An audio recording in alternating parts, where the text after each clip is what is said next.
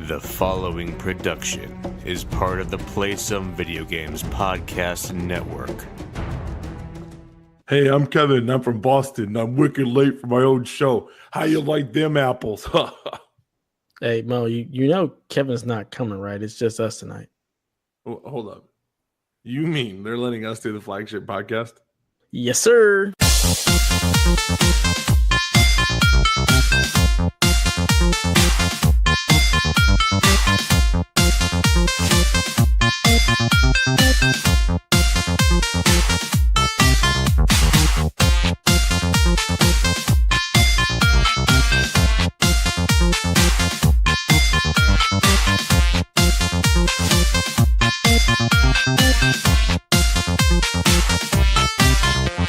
So hello, everyone, and welcome to this week's edition of PSVG, the only gaming podcast crazy enough to let the OT take over while Kevin's sick. Get well soon, buddy. So it's me, your coach, your host, Devin. With me tonight first is my brother in arms, none other than Coach Mo. How you doing tonight, buddy? Really excited to be here, rocking the flagship. Wicked. I can't believe they let us do this. They don't know what they got into. Bad life choices by the bosses. That's all I'm saying. It happens. And last but not least, hailing all the way from the Xbox Drive is the Insipid Ghost himself, Luke Lohr. How's it goes, nice, sir? Hey, it goes well, guys. Thank you for having me on the flagship show. This is exciting for me. That's awesome. We're glad to have you, our sponsor of the OT, the Xbox, one half of the Xbox Drive. So it's glad that you're here, man. I'm glad the paperwork went through. It was a real nail biter getting it in there in time. So I'm glad it went through. A lot of red tape. Yeah, you know, that's what we do. We get through red tape. That's what the OT does.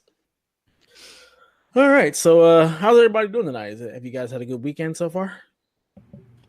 Just got back from a football game. Just watched the Gators chomp up a little tigerish. So that was fun to enjoy. So otherwise, you know, football, life, video games, new house. There's a pool behind me, pretty jacked. And you guys are in my new gaming area. So if I do a little turn, little camera action for my friends, the sports memorabilia, it's all set up. That's what's up. What about you, Luke? Hey, man, it's been a good weekend. A lot of Forza, a lot of driving. I went and visited my parents today. Look at me. I'm just all around family man. You know, that's how I roll. But no, it's been great, man. It's a great weekend. That's what's up. Same here. I had my mom was over a little bit earlier, and then I've been playing with my kids pretty much all day. So that's been cool. All right. So before we get into the show, got to take a quick second and thank all of our amazing Patreon producers over at patreon.com/makeusbetter. So we have our platinum executive producer, Corey Hicks. You can find him at twitch.tv/chicks_18, Pepperjack Cheese. And our gold executive producers, Mr. Mark Moody, Serena Williams, Edwin Calo, Josh Borbone, Mike BC, and Panache Malloy. Our executive producers are Sean Capri, myself, Devin, Tyus, Kyle Haiman, Brendan Myers, Tony Hutchinson, Donnie Reece, Michelle Obama, Stephen Iafrate, Caro Underwood, Dante Bellini Jr., Kevin Austin, Tammi Ryan, Robert Miller, Tim Aulph, and David Ray. Just want to thank each and every one of you for supporting us. Want to thank all of our listeners because without you, there is no PSVG, no Nintendo Shack, no MUB, none of that. So just want to say thank you guys for all of that. Just to share out some news, the Nintendo Shack actually has its own feed right now, thanks to our wonderful Patreon subscribers. And if you're interested in supporting us, you can just tune into Nintendo Nostalgia, Warp Whistle, all the Sean Capri stuff, and just give us a look up at patreon.com/makeusbetter and find all of our lovely content right there. So with all that stuff out of the way, let's talk about what you're playing, brought to us by our brothers in arms at Fluxpost. So if Kevin were here, which he's not, You want me to do how he sounds? I'm not even gonna try. Okay, I got it. Hey, it's me, Kevin. I'm wicked excited to talk about Prey. It's the best game ever. I love it so much. And then I played Undertale, which is just like Prey, only not the same. Wicked. Let's go. Wow. Kevin, thank you for that. We appreciate it. I guess he was also playing Xenoblade Chronicles 2, and he's not going back to that. Other than that, he's lost to Forza like everyone else. As he should be. This is what I hear. I've only seen what the game looks like in screenshots that have been shared by people, and it looks awesome. Mhm. I finally actually booted up my Xbox and downloaded it, but I have yet to play it because my kids have taken over the living room TV where the Xbox is. But I Mhm. do plan on getting to that at some point this I weekend. play Forza vicariously through watching Luke streams. That's one way to do It it. works really well for me. So. Oh man, that game is so good. So That pretty. game is so much fun. And my favorite part is seeing all of our friends Drivatars show up. So I feel like I'm playing with Coach or Sean Capri or Andrew Gonzalez, and I see their names pop up, and then I call them out like they're there, and I'm like, "Oh, eat my dust, Brock McLaughlin," who beats me all the time. By the way, his Drivatar is way too good. But I call myself the blue shell of Forza, and it is not. It doesn't work. It doesn't translate, even though I really want it to. So tell me how the Drivatar thing works. Is it like they just take their ghost of that race that they were in, and you're just against them, or do they just pop into anything you're doing at any point? Well, you see, the engineers at Xbox have taken all of your Forza experience and they've molded you a personal personality, an avatar, if you will, in Forza. And it has it actually is kind of cool. I'm being silly, but it takes a lot of the ways that you drive your own car in your own game, and then it will add those attributes to your Drivatar. So if you're a more aggressive driver, your Drivatar will be more aggressive in other people's games. So it's kind of like a recreation of you. And then, if my Drivatar is in Coach's game, it'll theoretically act like me if I were driving with or against Coach. It would probably bump him a lot more because I'm not a very good tactical driver. Whereas if I was a good drifter, my Drivatar would drift. That's the idea behind it. But I mean, who knows? Once you take into account the players' ability levels, and if I turn my difficulty down, what does that mean for my Drivatar experiences? But they could just be standard bots, and I wouldn't care because in my mind, it's Coach and it's Brock and it's so many other people from our community, and I feel like I'm racing with people I know, and that somehow makes it more fun, but not invasive. It's neat. It's very cool. What I love is, like Josh brought it up, my Drivatar loves to slam into people because that's the way I race. Like, I love to use other cars to turn. So if it's a straightaway, like my guy looks like he's not doing nothing, but the moment there's a turn, I am trying to hit you to bounce myself into the turn faster. And I love it. And so Josh was saying, yep, Coach slams into you for no reason. I'm like, that's my Drivatar, babe. Way to go, big fella. That's right. That's how you do it. That's blue shelling it up right there. That is actually pretty awesome. So now I'm going to have to really play this game just so I can show up in people's games and do really weird stuff like drive backwards. It launched into Game Pass. It's not the first technically AAA game to go into Game Pass, but it's the best critically well-received game to launch straight into Game Pass. So for $10, people can be playing this as much as they want and then get all the other games. That's the coolest thing in the world. I know I'm the Xbox guy, out here telling you about Xbox, but how cool. I did not buy this game, guys. I just have Game Pass. I don't think any of us bought it. I technically did buy it. Oh, okay. Remember, the pre-orders that I kept were the ones where you get the free $10 from Best Buy. Okay. So those are the only ones I kept. And so there were like 15 of those that I did this summer. And so those are the ones I picked up. Okay. So outside of Forza that everybody's already playing, what else have you been playing lately, Coach? So this morning I played Super Bowl number 5 in Dan and Mo's Madden League, where I beat the Tennessee Titans. No, Texans. Sorry, Houston Texans. I just remember there was a T. And smashed them into the ground. Wasn't even fun. Sadly, Dan did not make the Super Bowl again. And I'm not saying it to insult Dan. I'm saying it because he went a different way with his roster. See, he trusted Sam Darnold that he was going to be the future. And Darnold didn't turn out. See, I had Trubisky, and I didn't trust Trubisky. The moment Tua was available, I signed that stud, and he's been taking me to the promised land over and over again. Guys, can I just say that kid threw more touchdown passes today in real life than he had incompletions. That's pretty awesome. 11 for 13, 300-plus yards, 4 touchdowns. Whew. Jeez. So I can't wait till he's actually in the game. But yeah, just a lot of Madden for me. That's been about it. That's what's up. What about you, Luke? Oh, it's 2 words and it's sweet goodness. Hollow Knight. I would never have thought that I would be singing the praises of Hollow Knight. I mean, I love a good platformer. I love a difficult game. I enjoyed and really loved Ori and the Blind Forest, and it's given me all those vibes. But it was this Switch console exclusive for a bit, and I think it was on PC as well. But Hollow Knight is a game that I absolutely recommend to all of you guys. This game is beautiful. It oozes style. It's so much fun, but it's a difficult 2D platformer, Metroidvania, Castleroid type thing. It's super cool. It's really, really fun. Hollow Knight is a great game.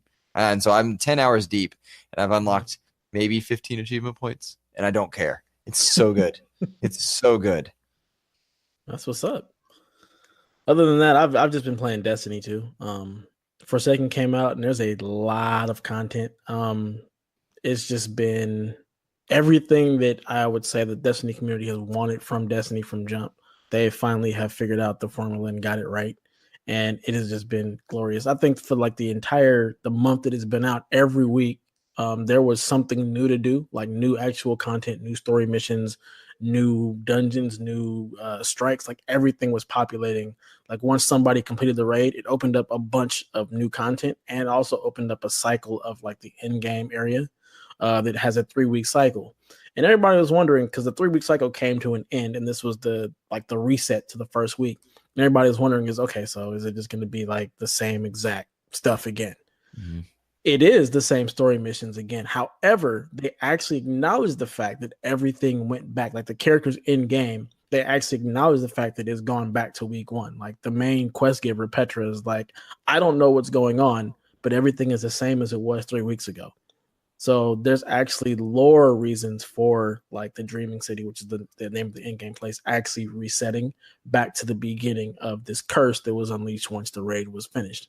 So I think it's really cool that they found a way to tackle the repetitiveness of Destiny in a way that actually ties into the story and makes sense. So it's just been a lot of fun, and I've been able to just pour into that. And while Donnie keeps telling me to play something new, I'm actually still playing new content in Destiny that I hadn't played before. So I'm loving it. You'd be really proud of me. My character's up to a 312. Oh, look at you. Almost maxed out. No. Oh. No. Dev, if I've got the Destiny 2 disc on my shelf from vanilla launch, what do I have to pay to play with the updated content like in its full capacity? It depends on what deals are out, but it'll probably cost you around maybe $40 to $60. Because you're gonna need the way they do it, you're gonna have to get the 2 expansions that came out. So you're gonna need to get Curse of Osiris as well as Warmind before you can actually get Forsaken. They sell them as a bundle, which is like $60 for everything, but I think there's an upgrade where you can pay $40 and get everything, like a digital upgrade, but that's what you would need to jump into Forsaken. But even if you were to put in the vanilla disc, there's going to be stuff that you can actually do that you weren't able to do previously. So they've still given content over people who haven't actually bought the expansion, but it'll probably run you anywhere between $40 to $60 to actually get everything. It sounds like a World of Warcraft-esque. I mean, it's not a subscription, but it sounds like it gives you that content drop type thing. Because, like, I have the game. I can play the game. There's stuff there that's new. But if I expanded it, per se, or if I got the expansion or whatnot, I would have even more. It sounds almost like kind of that old school vibe with the new school approach. Yeah, that's exactly what I always like to liken it to. I mean, their content drops are nowhere near as massive as like a World of Warcraft is, because you'll get the new expansion every like 2 years, and then there's always like you don't get the in-game content right away. Like they do a patch and then another patch and another patch leading up to like the final boss of the game. It doesn't work that way necessarily with World of Warcraft, but they're getting a lot closer to that because with the actual annual pass, you actually get 4 expansions. So you're going to get, right now you have Forsaken, which actually has a ton of content. Then in December, you get one called the Black Armory. And then in the spring, you get, I forgot what it's called, but there's one in the spring, and then there's another one in the summer called Penumbra. So you're going to get 3 more like actual like full content drops with raids and everything in it. So they are taking a much more approach akin to a World of Warcraft without the subscription. So I think it's great. That's cool.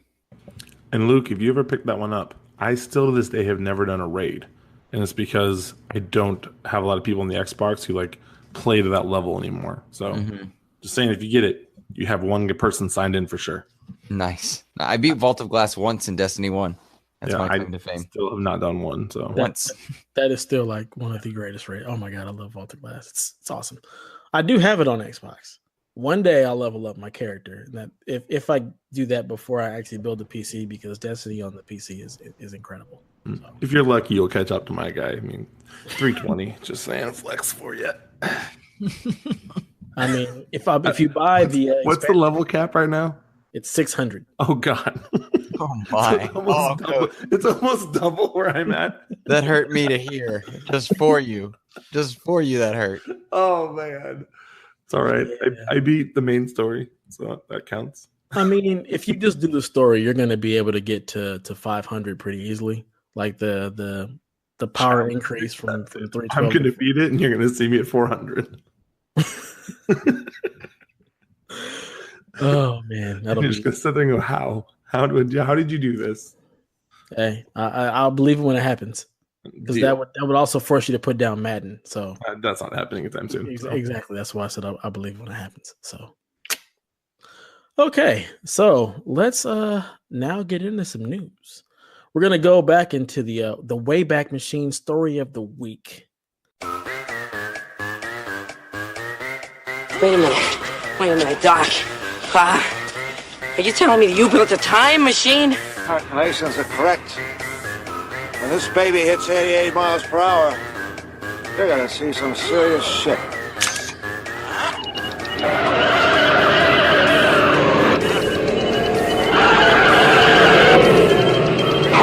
It's alive! Oh, it's alive! It's alive! It's alive! It's alive!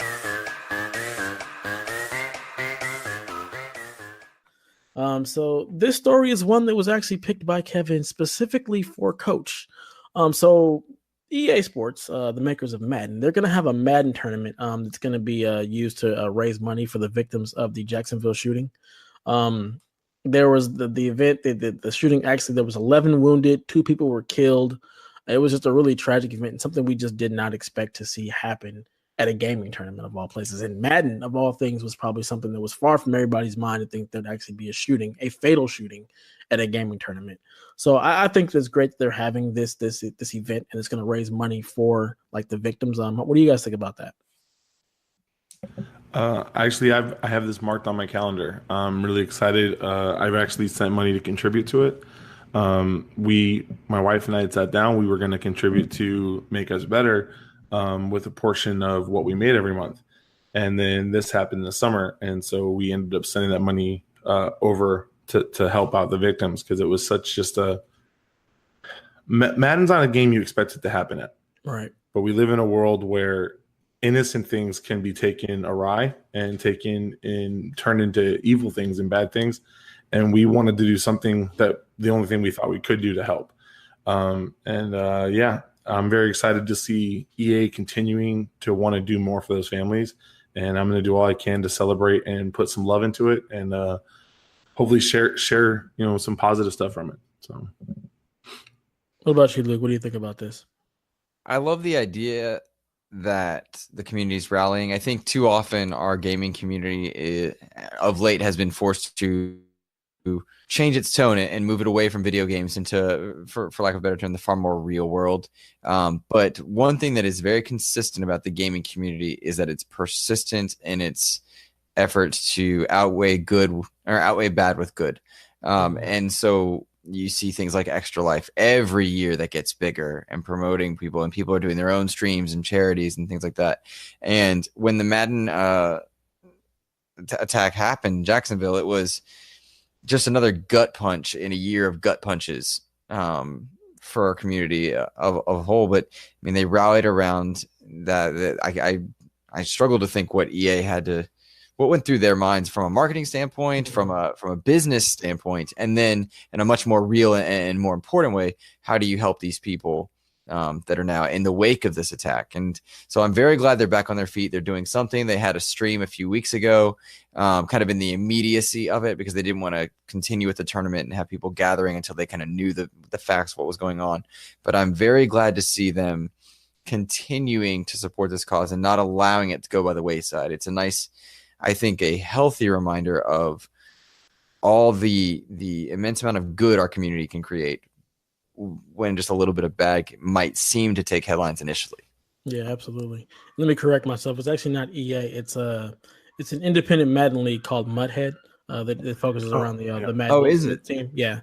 So not directly not directly from EA, but I mean, Mudhead is a huge proponent of the EA community.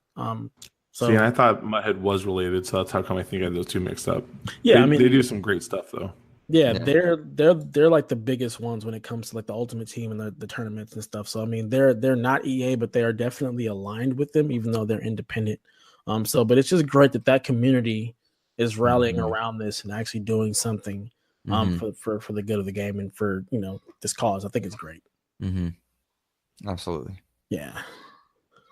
Okay, and I guess what they normally do with this is in the Wayback Machine. Like, what are your feelings on Madden? Like, we know Madden is your game, Coach. So I'm gonna let you go last. Okay. Luke, do you have like any fond experiences or memories of playing Madden? Was it a game that you played when you grew up? Was it something that you still played? Something you hold near and dear to your heart by any chance?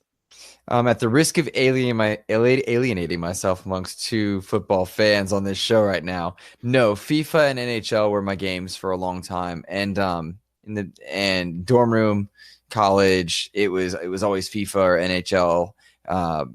Just happened to be what we were all playing. Kind of just per our interests, and the way they played was very similar. Madden was always a bit too technical for me at the time. And I'm not a big football fan. Outstanding of just enjoying it in a casual level. So I hate to say no. Sorry, guys. You're good. You like what you like, and we're okay with that. Thanks, man. Hollow Knight. For me, Madden was always a game that I played. I think I owned every single Madden since it was just called Madden Football without like numbers or anything. It was just John Madden Football on like Sega Genesis. Nice. So I had pretty much every single one of them up until probably Madden 2010 when I started to fall out of Madden. But it's something that is definitely a part of my childhood, a part of my gaming history growing up. It's a game that I've played a ton of. And it's funny that you say it was too technical. Like I felt that way about like FIFA. Like I don't know soccer. So it always felt like it was too technical to play. I didn't know hockey very well, but I really enjoyed the hockey game. So I played a lot of NHL, with NHL 94 being my favorite. But Madden is just one of those games that has always been kind of like comfort food. It's like one of those games that I can always go back to and play. I haven't played a lot of Madden recently, to a lot of people's chagrin, coaches included. But it's just one of those games that I've played so much of, and not playing sports anymore, not playing football and being kind of out of that, I don't have as much desire to play Madden like I did before. Like it's just something that's like, okay, it's cool to have. I'll probably get it when it's on sale, and then it's just always there to play if I want to.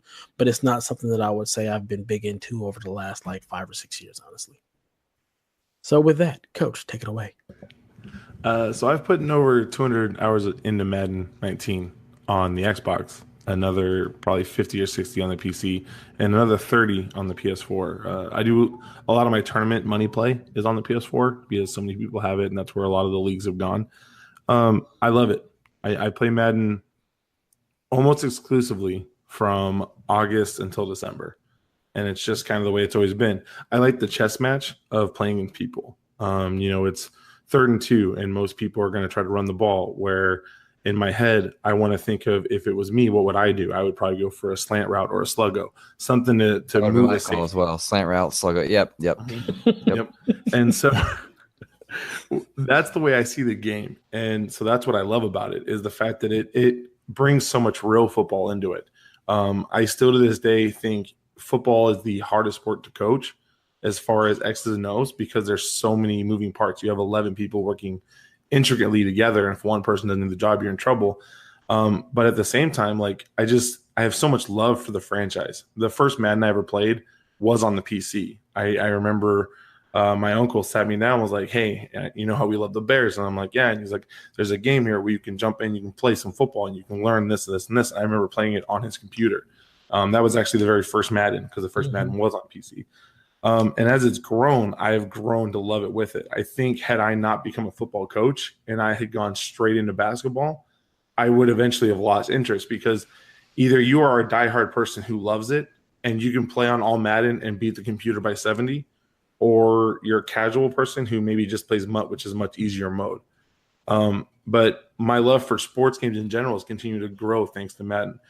For young FIFA players, like my dude Dev over here, if you don't know how to put a ball through, it's much harder to get past people.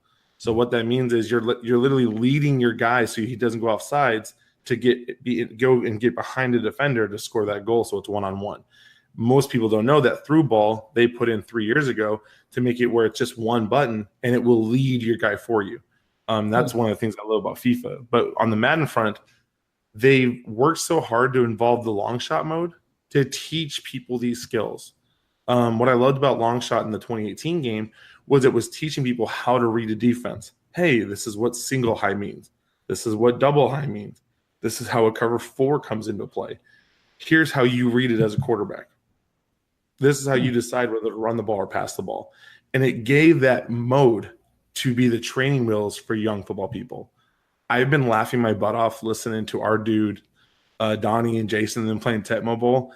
I look at it and I'm like, this is like something I would give to like a kindergartner and say, hey, here's your introduction to football. Mm-hmm. Like, I could not imagine going back to Tecmo Bowl having played Madden 19. All right, that'd be the same thing as if you go out and you played Legend of Zelda, the Breath of the Wild one that they all loved, and I say, hey, I want you to go play Zelda the original. I would do that in a heartbeat because that game is still great. So I don't understand what it is you guys like about it. I'm just saying graphically and actual gameplay wise, it's a night and day difference. And so Madden has a special place in my heart, and I'll love it probably for the rest of my life. I'll be 95 years old sitting on my rocker out there in Puerto Rico, living off rice and beans and enjoying life. And I'm going to have my Madden on the Switch finally, hopefully, in 60 years while I'm Madden on the Switch. And life will be good. So, love it to pieces. Awesome. All right, so now it's that time to check out the news of the week. This week in Play Some Video Game News.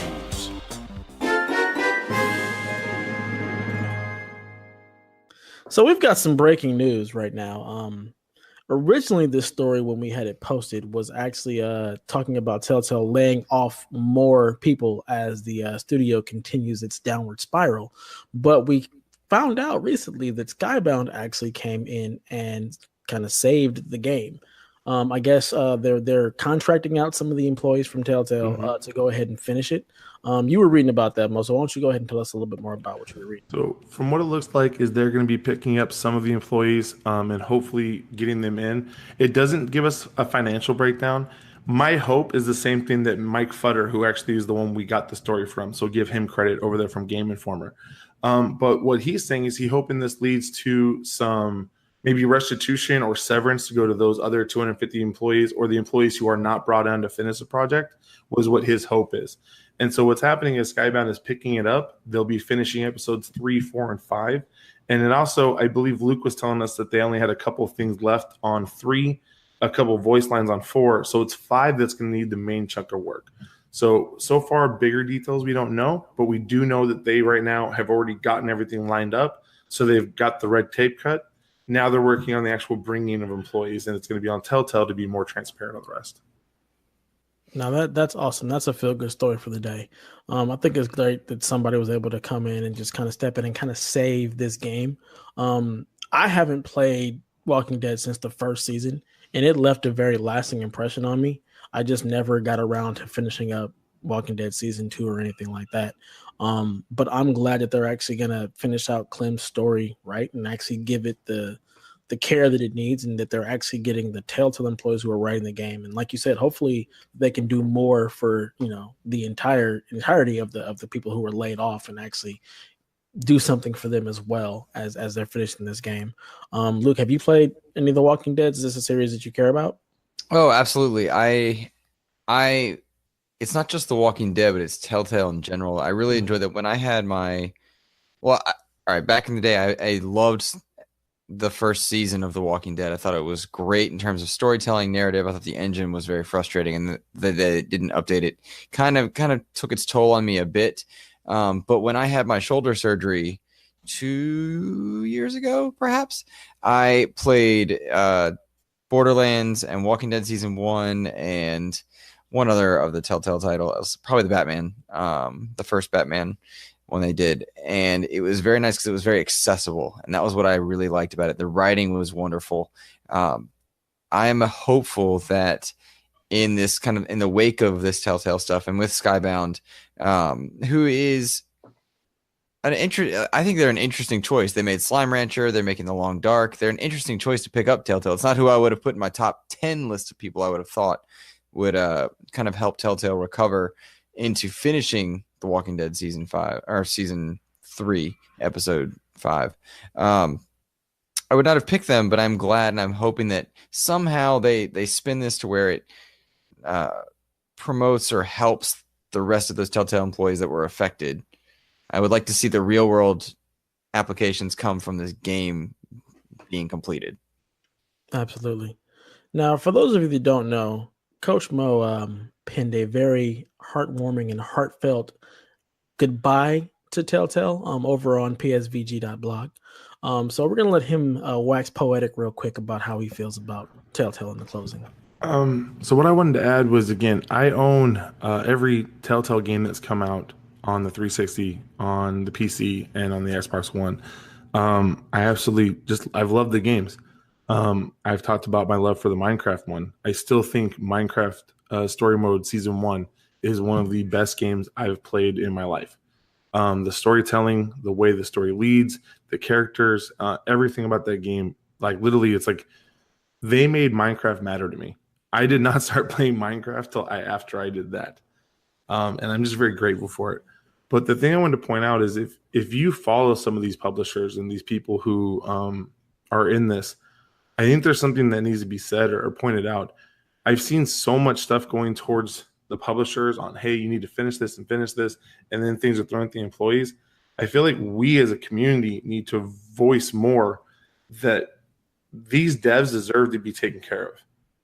So I'm going to put out there, I'm not going to buy the new one until I know that these devs that were laid off are taken care of in some way, shape, or form. And that breaks my heart as someone who wants to know where Clem ends up. But I'm okay with my ending being season 2 or episode 2. I'm okay with saying goodbye there and knowing that I'm supporting those devs, because I've seen some people who are throwing shade at them. Well, if you loved it, you should have finished it. I don't coach for free, so why should they work for free? Mm-hmm. Okay? Absolutely. And at the same point, I see people begging them to tell them the ending, and these guys aren't going to break NDA. They're being so professional, even though they were treated so bad. And so I'm going to support the devs on this. And even if they say, hey, we're going to give you all these episodes and it's the greatest ending you could ever imagine, I will not buy it till I know the devs are taken care of. Till I know those 250 people got a little bit of restitution, a little bit of severance, something to help them. And that's going to kill me. It's going to be super hard because I really do love the Telltale games. They have meant more to me growing as a gamer than anything else. But I'm going to stand firm on that. So I just want to make sure for all of you guys who are out there who love these games, please make sure that these publishers know that our expectation isn't just the game and the story to be finished. It's the people who gave us these worlds are taken care of in this really horrible situation. And Coach, that's kind of why I wonder why Skybound would be the one to pick it up, because I would not have thought they would have the financial viability to handle the questions that are going to come about what you're talking about. Because if episode 3 is almost done, according to what we read, and then episode 4 just needs VO work, and they have to structure episode 5 and kind of put that together, they're going to have to answer those questions. Those are going to come up. And there's people on that entire gambit of emotions, you know, finish the game all the way to don't care about the game, take care of the people, which is where I land as well. But I would not have thought Skybound to be the one to step in and be willing to PR through that. And so my hope is that they work through and they help the people that are coming out of the wake of Telltale, but also that it shines a light a bit more into the industry about perhaps how to combat this crunch time or distribution of resources to where you don't need to pull long hours for one group early and then let them go and do a different type of coder or programmer later. because it's happening. I mean, it's happening all the time. Red Dead is a game we're all looking forward to. They're doing the same thing. They're crunching. They're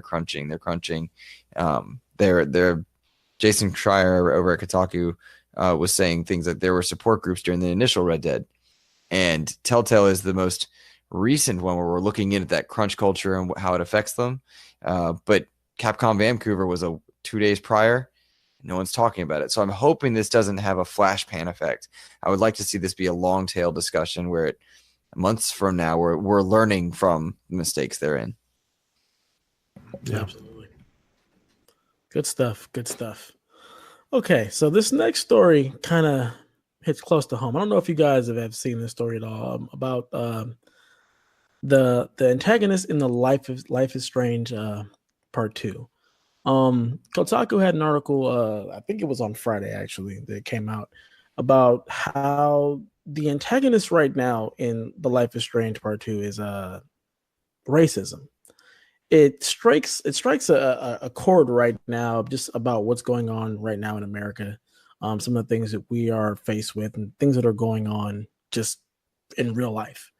And going through just some of the things that have happened in, I guess, the first episode of the series, it just, for me, it hits a very serious chord to where I don't know if I could actually play this game without like getting really, really upset and bothered.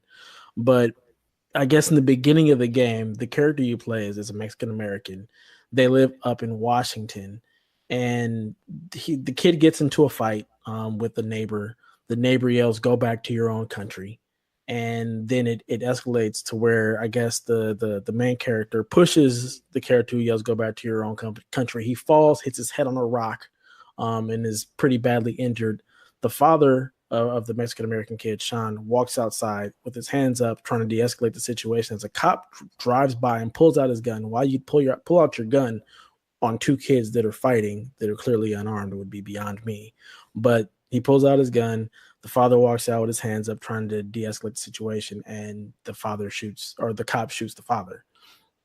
And then later on in the game, you have some other very subtle references where Sean and his younger brother are on the run, and they end up going to a grocery store or whatnot, or like a little liquor store, and the cashiers are referencing like, you guys aren't from around here, are you? And then there's another scene where they're at a park, and a guy walks over to him, white guy, and it's talking about how you guys don't belong here. Where are you from? What's going on? And no matter what your choice is, whether it's to fight the guy, to run away, or try to explain yourself, no matter what you do, I guess you still end up in his custody as he tries to call the cops on you.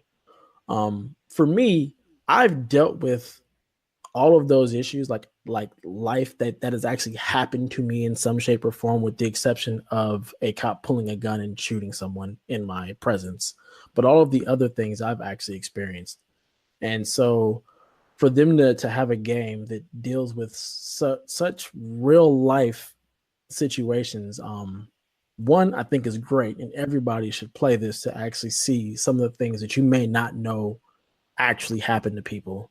And two, playing it would be really difficult for me, as it would probably make me rather angry because it touches a very, very real place for me.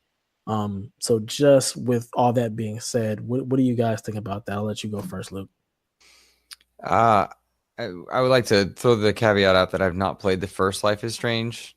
And so I abstain from the gameplay aspect of Judgment, but I think all three of us have relationships with education. And Devin, I know your wife's a teacher, I believe. Mm-hmm. Coach, I know you're a teacher, and your wife's in education, and I'm a teacher.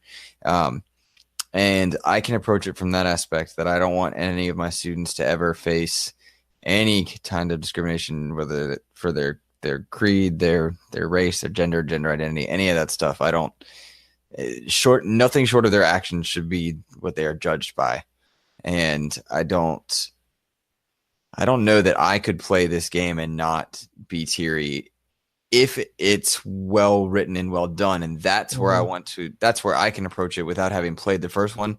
I don't firsthand know the quality of writing in Life is Strange, but Everyone seems to be very hot on it. I hope that if they are tackling something as intense and serious and relevant as this, particularly given the climates of multiple countries, including the United States, their political climates, I hope that the writing does justice to the issue and allows people to empathize and sympathize both. And I can only hope that it does a good job with such a serious subject matter, because when it's mishandled, the wrong messages can be sent or received. And I want anyone playing it to be able to learn and grow and get better from it. So I love the idea. I hope it's written and executed well from a gameplay perspective, but on the emotional spectrum, that is very intense and difficult. Absolutely. I didn't play the first Life is Strange. That's not true. I played about 10 minutes of the first episode and was not a fan.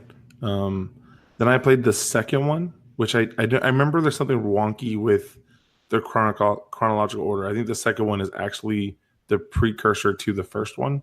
Yeah, it is. It's a prequel. I forgot what it's called, but it is a prequel. I really liked that game. The music was good. I thought the storytelling was very good, and the character development I really did enjoy. I had no interest in playing this game until you just shared that story with me. It's one of those things that I currently have students who are homeless, who are going through things where and this is the worst part, they're called students in transition when they don't have a place to sleep. And me and my wife reached out to see if one of them is a football player, and he currently has nowhere to stay. He doesn't know where mom is. He's living on people's couches and sleeping in his car. And we're like, can he come stay with us? And we reached out to the public school system here to find out if he stayed with us, I could no longer coach football. I would have to stop teaching because it's against the rules. And this is due to some people in the past making bad choices or selfish choices, and so it was really heartbreaking for me to not be able to help. I say that as a caveat that these kind of games are the things where we need kids to play it. We need people to see these things in this video game world to, one, enlighten them if it's done properly, like Luke was saying, but two, to give them an understanding that they're going to be responsible for changing this story in the future. I hope that future cops play this game when they're younger and realize that they hold such huge responsibilities on keeping everyone safe, despite what you look like or your affiliation with this group or that group or how you identify. Your job is to serve and protect. And so I'm hoping that we can get more games like this that teach morality and teach this thinking and seeing and being an actual human being.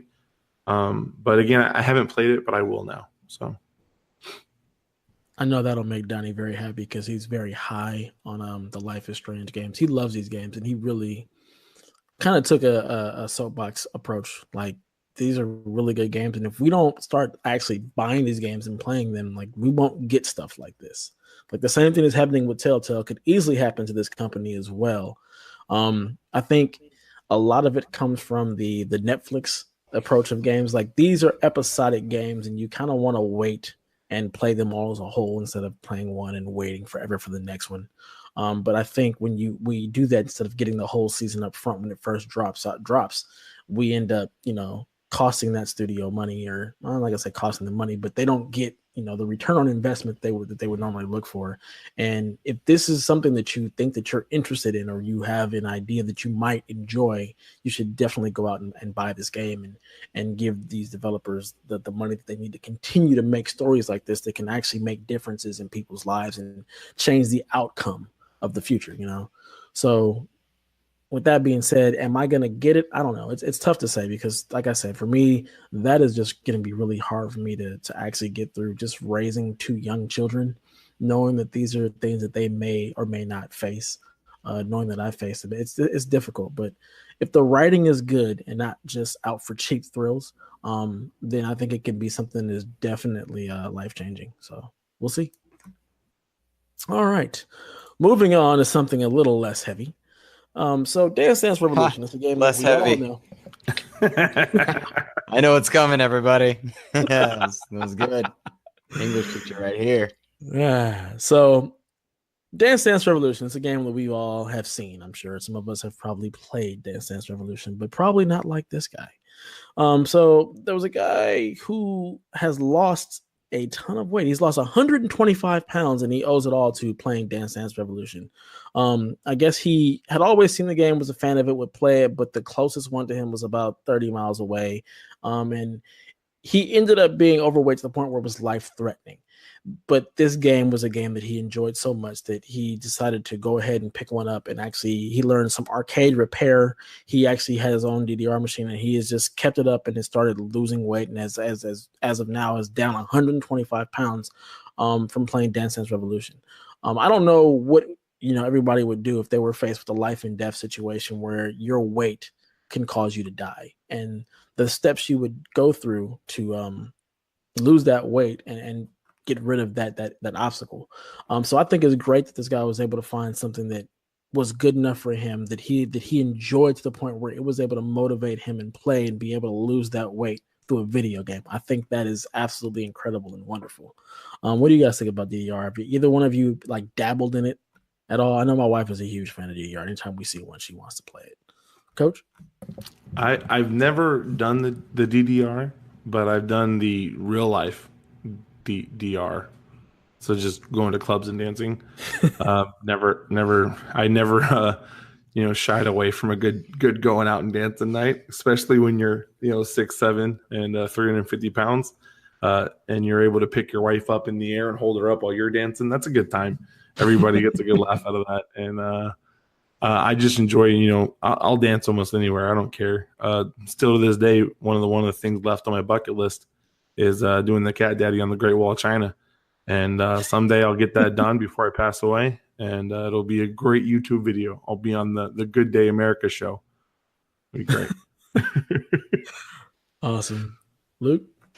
DDR is super cool. I am terrible at it. I have no desire to ever play it. But I do love the idea that gamers who struggle for truly anybody, but specific to gamers, we kind of battle stereotypes kind of unto ourselves about the way we handle, our lifestyles and such. So I love this story. I hope it motivates more people to find ways to enjoy something, a hobby, and then better themselves at the same time.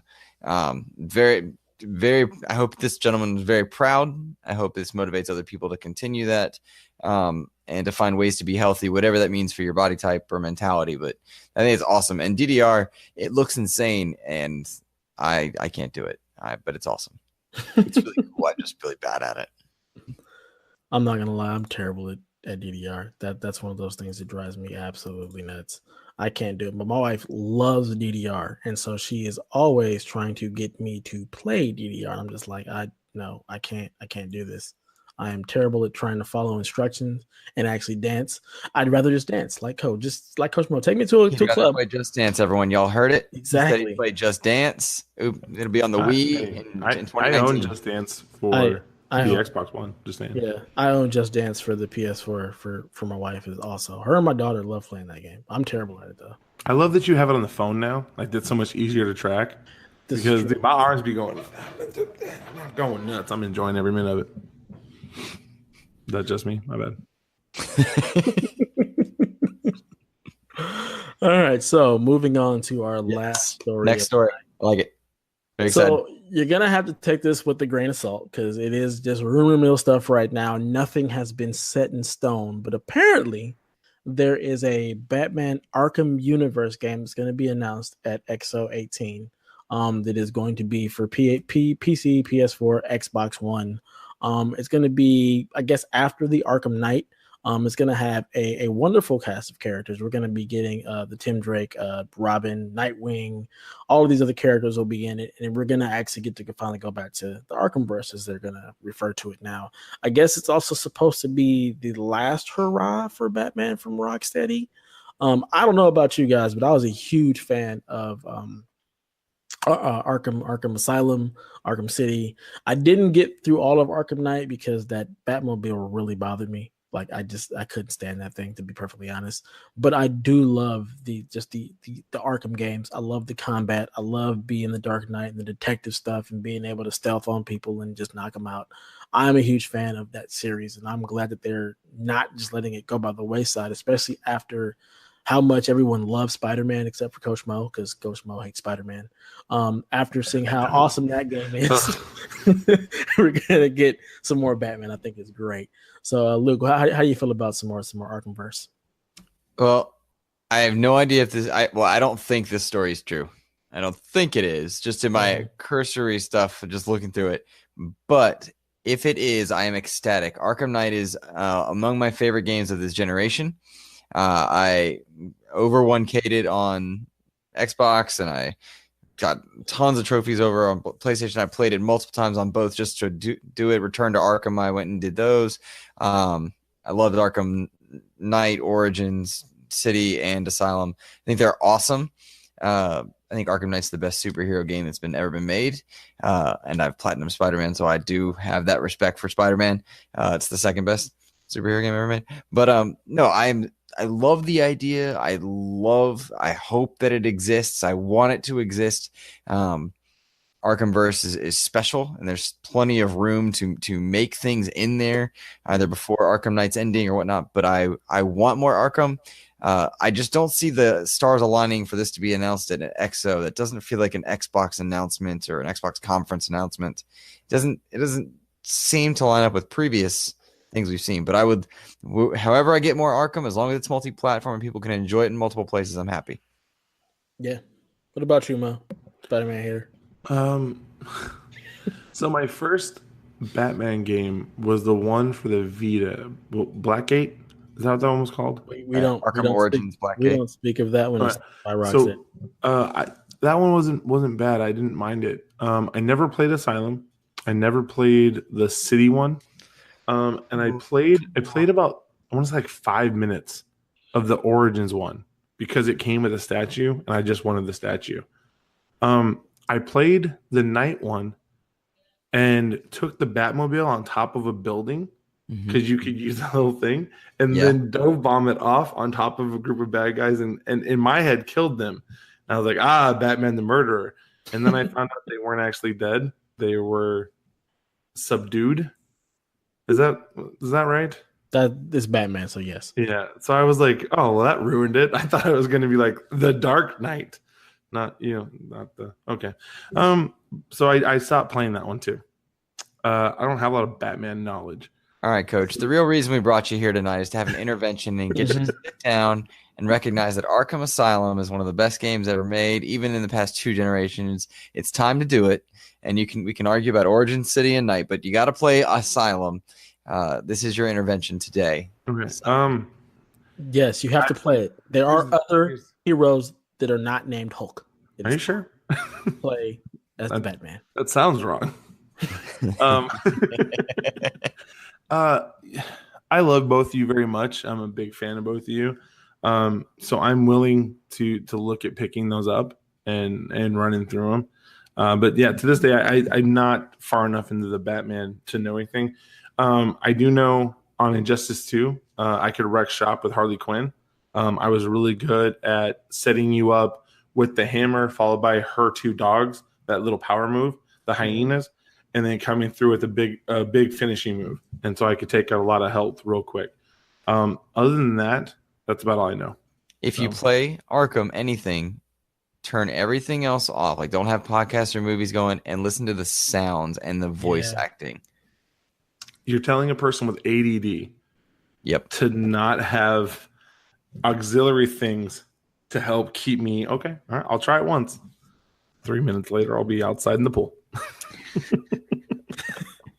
Well, if you do that, get it on PlayStation, and that way you can take your laptop out there and do remote play and continue to play from the pool. Because I can do that with my Xbox.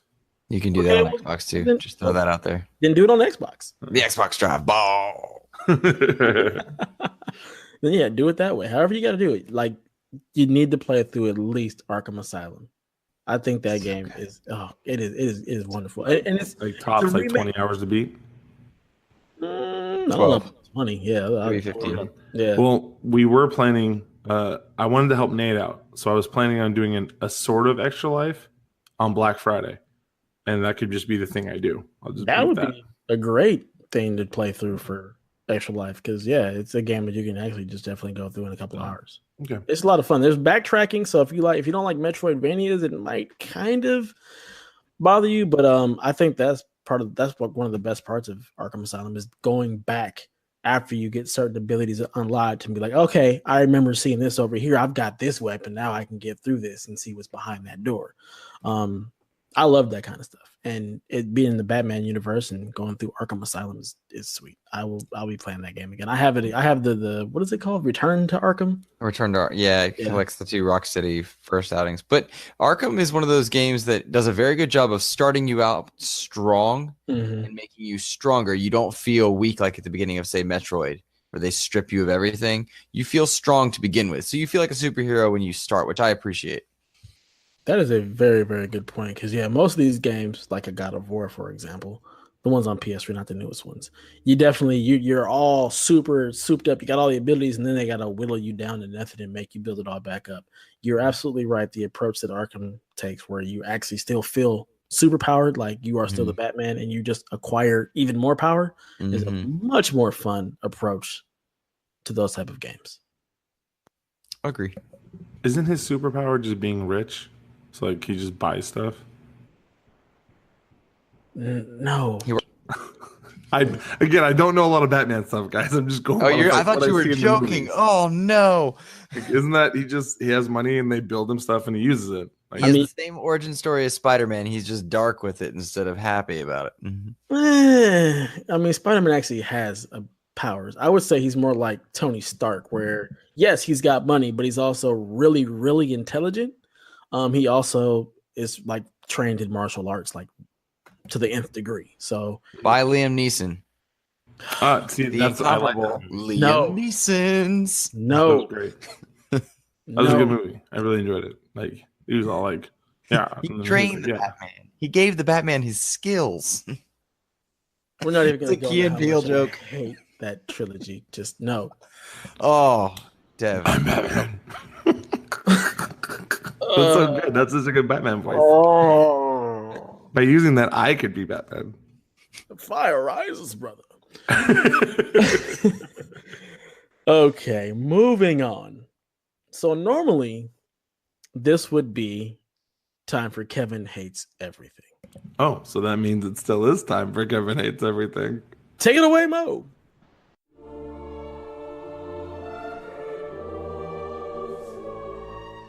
He used to enjoy games like Mario and Zelda.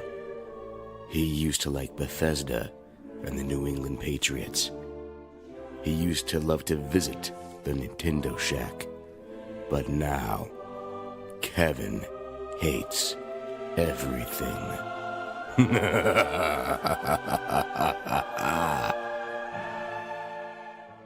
My name's Kevin, and I hate things that aren't wicked awesome like me. So I hate purple people wearing purple on Saturdays, because you should wear purple on Saturdays, because I'm Kevin, I'm from Boston. That's how he sounds in my head. Oh. What we're actually going to do, sorry, Kevin, I'm not trying to be, I am, I think I'm hilarious. So Kevin, what we're actually doing is we're doing a coach is me, that's me, and I love stuff. So we're going to talk about things I love. So then he told me to pause for a bumper. Everything is awesome. Everything is cool when you're part of a team. Everything is awesome when we live in our dream. Everything is better when we stick together. Did it play? Oh, wait, he has to put it in. I do this every time. I thought you were going to do the message for you so earlier and it didn't happen. I felt so stupid. I was like, oh, he forgot. And then I was like, wait, that's not how this works. Because whatever. Every day when you're walking down the street, everybody that you meet has an original point of view. And I say, hey, what a wonderful kind of day. to work and play and get along with each other. Hey! So things I love. Kev, the thing I love the most right now is that you were willing to let me and Dev do this. The show that gets the all the downloads, the one that people actually subscribe to, you let me and him do. And we were smart. We got Luke here. So we got some credible, awesome folks on here. So Kev, I love the fact that you and Bossman Don trusted us, the most unprepared duo on the world, to follow the notes, to actually use the notes, and to do this. So thank you, brother. That's what Coach loves. Second bumper. I too love that you guys actually let us do this. It was great. And like Skinny Matt said on Twitter, we brought along Luke to class to join up. So Yeah, right. we got a classy podcast. So that about does it for us here. After this, we are going to record an OT with the other half of the Xbox Drive. So our sponsors will actually both be on the OT. We're gonna have right now, so it's they're not a half though. It's the whole of the most powerful podcast, powerful podcast. I was saying the addition to the other half combined. To have so if you have one half and you put another half together, you have two halves. Yes, two halves, and that makes a whole. Yes. So yes, for real, we're gonna wrap it up here. Let you guys do some plugs. So Luke, tell us where we can find you, brother. You guys can find me on Twitter at MLS Reserves. And if you enjoy streams or streaming, feel free to come see me over on Mixer at mixer.com/Insipid Ghost. That is Insipid Ghost. It's a word, 2 words, put them together. Insipid Ghost. What about you, Mo? Anything you're working on? Want to plug? I have a couple things. So I am planning to do an extra life stream of sorts. What I want to do is I want to help raise money for Nate, the Spider Jedi, the Nader Tot, as we like to call him. He's doing the extra life for the kids, to help him out through his local area. But also, me and Dev had talked about it with the boss man, Don, and he said it was okay for me to do it. I wanted to raise money for a teacher scholarship fund that me and my wife started a couple years ago. So any of the money we raise, you would actually be sending directly to that college, and they put it into the fund to give money to those teachers. My goal is this year we covered 2 $500 scholarships. Next year we're covering 2 $500 scholarships. My goal is to get another $500 scholarship in for next year. So that's a third teacher that's going to have a little extra money to pay for their books, to maybe get a warm meal while they're in college. So the plan is I start streaming right after the Bears play on Thanksgiving, and I don't stop until Black Friday. That's the goal. So we're hoping we can get it done. So I'm letting you guys know that if you want to come watch me play, evidently it looks like there's going to be some Batman, okay, from start to finish, knocking it out. Hopefully we can help raise some funds to help more teachers, which is what I want to do, and help our buddy Spider Jedi with his fundraiser as well to help the kids over there in Peoria. I think I said that right. I'm prepared. That's awesome, dude. That is awesome. Thanks, man. All right. So to wrap it up here, you can find us at twitch.tv/PSVG, at PSVG on Twitter. You can visit us at our website on psvg.blog. Also at patreon.com/makeusbetter. Your money not only goes to help us, but many other talented creators all in one place. And with that, as Kevin would say, never stop gaming.